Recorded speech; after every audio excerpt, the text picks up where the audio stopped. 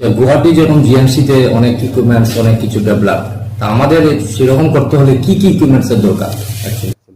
না, অ্যাকচুয়ালি একটা ভালো মডুলার ওটি যেখানে সব ধরনের নিউরোসার্জারি যেরকম যেগুলা ডিপ সিটেড লিশন থাকে এগুলো অনেক সময় ইমার্জেন্সি বেসিসে করা যায় না, যার জন্য প্ল্যান সার্জারি করতে লাগে, যার জন্য অপারেটিং মাইক্রোস্কোপ আরও কিছু আনুষঙ্গিক ইনস্ট্রুমেন্টের দরকার পড়ে, যেটা এই মুহূর্তে শিলচর মেডিকেল কলেজে নাই।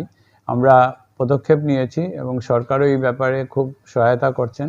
আশা করছি অদূর ভবিষ্যতে আমাদের একটা ফুল ফ্লেজেড ওটি হয়ে যাবে, নিউরো মডুলার ওটি। এটা হয়ে গেলে আমি আগেও বলেছি সংকটাপন্ন রোগীদের আর বাইরে যেতে লাগবে না নিউরোসার্জারির ব্যাপারে। তখন সব ধরনের অপারেশন, ব্রেন টিউমার থেকে শুরু করে স্ট্রোক বা যেগুলো আরও বাকি রিলেটেড নিউরোসার্জিক্যাল প্রবলেমগুলো আছে সেগুলোর সমাধান শিলচর মেডিকেল কলেজেই করা যাবে।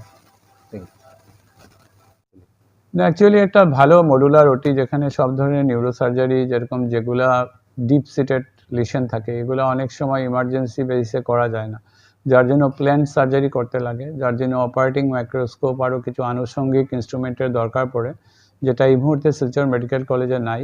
আমরা পদক্ষেপ নিয়েছি এবং সরকারও এই ব্যাপারে খুব সহায়তা করছেন। আশা করছি অদূর ভবিষ্যতে আমাদের একটা ফুল ফ্লেজেড ওটি হয়ে যাবে, নিউরো মডুলার ওটি। এটা হয়ে গেলে আমি আগেও বলেছি সংকটাপন্ন রোগীদের আর বাইরে যেতে লাগবে না নিউরোসার্জারির ব্যাপারে। তখন সব ধরনের অপারেশন, ব্রেন টিউমার থেকে শুরু করে স্ট্রোক বা যেগুলো আরও বাকি রিলেটেড নিউরোসার্জিক্যাল প্রবলেমগুলো আছে সেগুলোর সমাধান শিলচর মেডিকেল কলেজেই করা যাবে।